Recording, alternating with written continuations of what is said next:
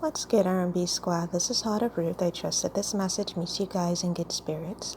If you are new here, welcome. We don't believe that you're here by accident. We're happy to have you, and Jesus is, of course, always happier. So I have a word. It came from a dream, but before I get into that, I just want to say that I woke up this morning feeling all of this love.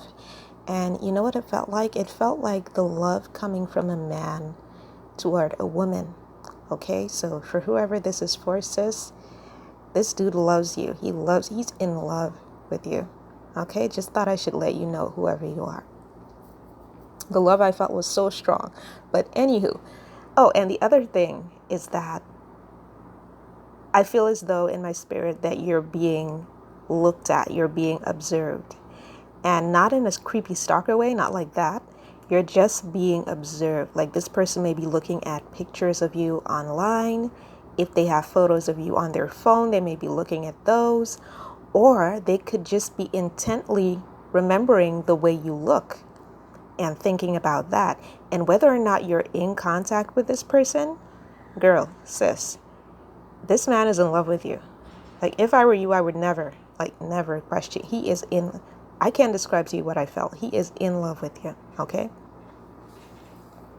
So that being said, I have this dream.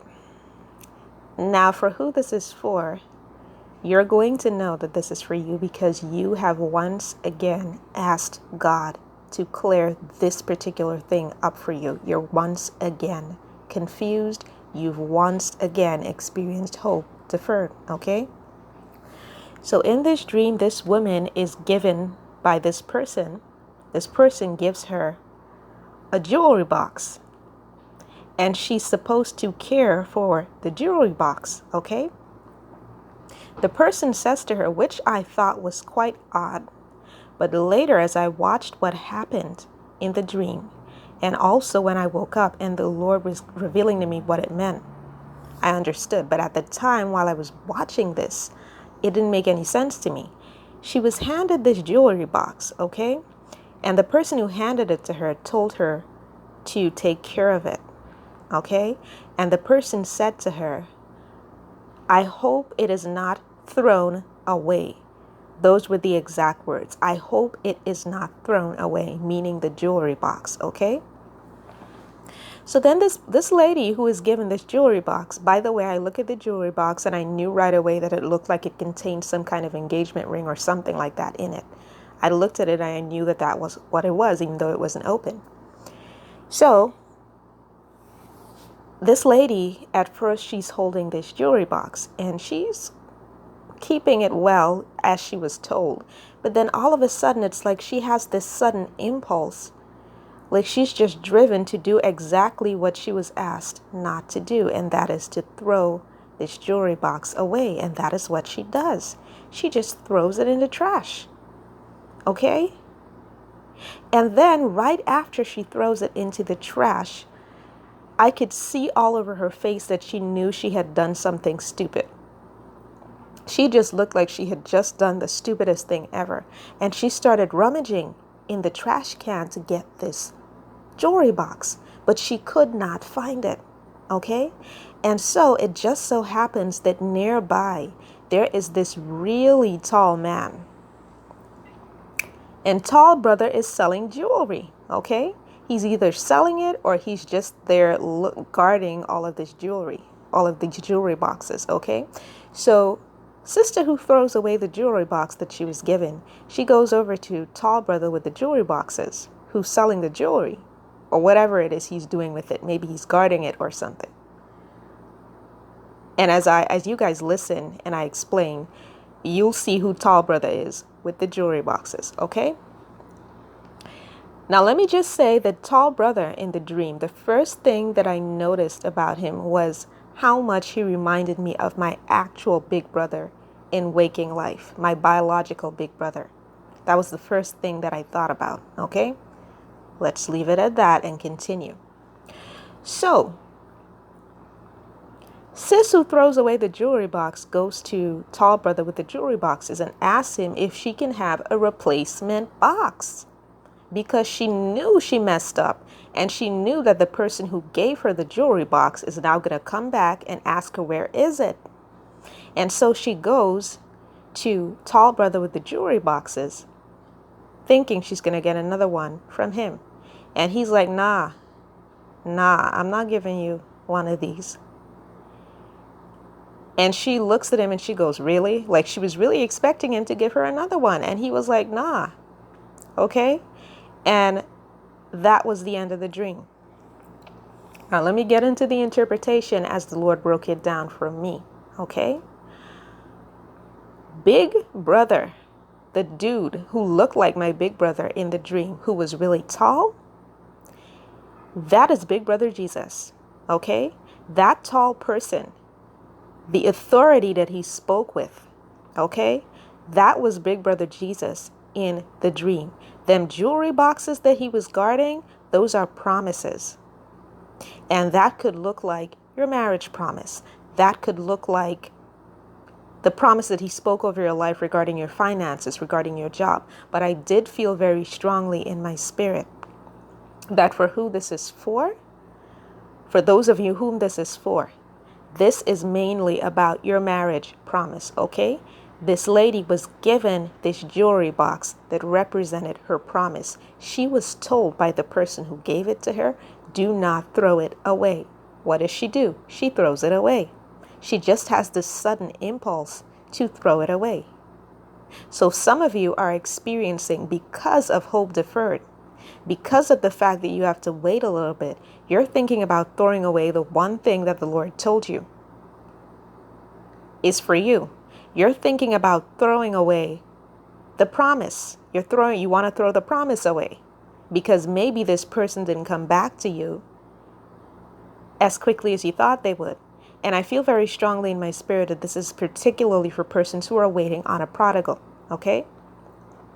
And also it's for some of those people who have never met their kingdom spouse, but they're waiting for the Lord to send their kingdom spouse to them. And some of you, you're in this frame of mind where you feel like it's taking too long. You can't wait. So you want to go out there and lean to your own understanding and pick on your own and see if you can take it to God and have it blessed. But it doesn't work that way. Okay? Now, the woman has this sudden impulse to throw the jewelry box away, and that is exactly what she does. Immediately, she realizes that she did something foolish. So then what does she do? She goes over to tall guy who looks like my big brother. She goes over to big brother Jesus and she tries to get another promise. Okay? She tries to get a replacement. And what does he say? He's like, nah, nope. I done gave you one before and you weren't a good steward of it. Why would I give you another one? So for whoever this is for, you have been questioning for the umpteenth time, for the millionth time, whether or not this person is your person, or whether or not the Lord is going to come through for you and bring that person into your life. For some of you who are waiting on a prodigal, the Lord has already confirmed up and down for you that this person is your person. I mean, you really, at this point, you really shouldn't be questioning because the Lord has confirmed it for you up and down. Do you hear me? For who this is for, waiting on a prodigal. The Lord told you in every possible way that he could. And that's a lot of ways that this is your person. But it's not happening fast enough for you, or it's not happening the way you thought it would. So you're thinking about throwing it away. Okay? And another thing is, one of you or more than one of you, you prayed about this recently. You said a prayer about this recently. And you more or less said, this was your prayer. You said, Lord, if this person is not for me, even though you knew in your heart, even as you said it, that you ain't never met anybody that you felt anything for, like you feel for this person, whether you guys are in separation or not. You said, even as you felt that, Lord, if this person is not my person, this isn't who you have for me, please send me the one whom you have for me. And you started to list some qualities to God about who it is you wanted or what it is you wanted, that you were expecting this and that and the other, only to realize that your person has those qualities. They might be a little bit rough around the edges, but they have those qualities. Okay? And then when sis throws the jewelry box away and she starts frantically rummaging in that trash for it, and she realizes that she's not going to get another one from Big Brother Jesus, from the tall guy with the jewelry, she's left with nothing. Okay? So for whoever this is for, I am not saying that if you give up on your promise, if you give up on what the Lord has for you, I am not saying that you can't go out there on your own and try to get something else. Try to get someone else. But the key phrase there is that you're going to be on your own. And whatever you find when you lean to your own understanding is never going to be as good as what the Lord has for you. Okay? So I hope that whoever this is for receives it. I know it's not easy to receive for this particular thing, this particular situation, whether it's your person, whether it's a job that you're waiting on, it's a move you're waiting to make, whatever the promise is that the Lord handed to you already, or the Lord has already shown to you, He is saying it's not replaceable. To Him, it's not replaceable. Now, He's not going to stop you if you try to go out there and replace it. If you throw it away and try to go out there and replace it, He's not going to stop you. But at the same time, His hand is not going to be in whatever you can muster up as a replacement. That's not going to be easy for some of you to swallow. Okay? Those who can receive it, receive it. I hope that this message blessed someone. I hope it cleared something up for someone. I will be back with another word as soon as the Lord releases me. Take care.